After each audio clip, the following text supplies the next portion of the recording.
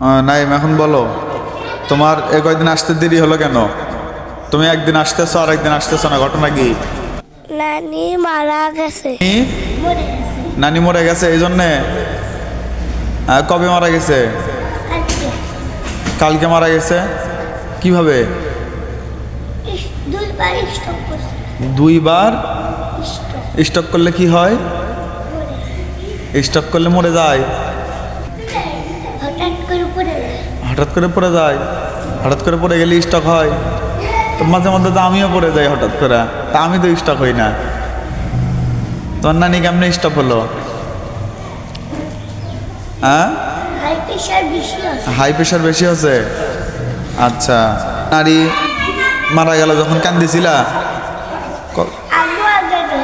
আম্মু অজ্ঞান হয়ে গেছিল কেন? কান্দে কান্দে অজ্ঞান হয়ে গেছিল। আর তুমি? তুমিও কান্দিছিলা? তোমার আব্বুও কান্দিছিল। কিভাবে? এই জন্যে জানাজা করছো? হ্যাঁ, নানির জন্য দোয়া করছো আজকে? কি দোয়া করছো? ফজরের নামাজ পড়ছো তুমি? হ্যাঁ, ফজরে নামাজ পড়ছো? সকালের নামাজ পড়নি? তাইলে নানির জন্য দোয়া করা হলো? ফজরের নামাজ যদি তুমি না পড়ো তাইলে কি নানির জন্য দোয়া করা হবে? হ্যাঁ, হবে না। তাহলে নানির জন্য দোয়া করার জন্য কি করা লাগবে?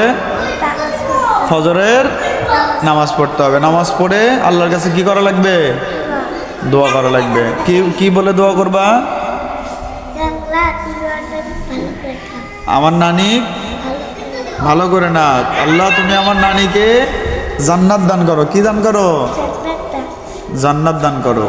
ঠিক আছে, দোয়া করবা তো?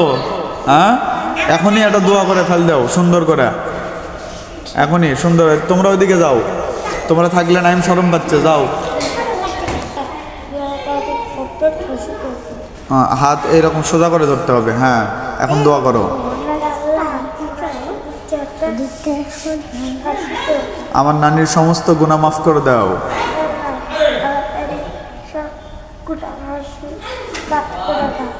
আমার নানি দুনিয়াতে যেমন ছিল তুমি কবরে সুখে রাখো। আমার নানিকে তুমি কবরে সুখে রাখো। সমস্ত আযাব মাফ করে দাও। কিয়ামতের দিন আমার নানির সাথে আমাকে দেখা করে দিও।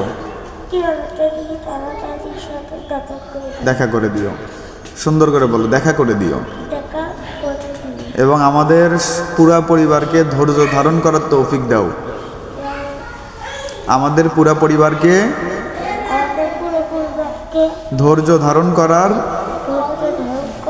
তৌফিক দান করো। বিরহমাতিকা ইয়া আরহামার রাহিমিন। হ্যাঁ।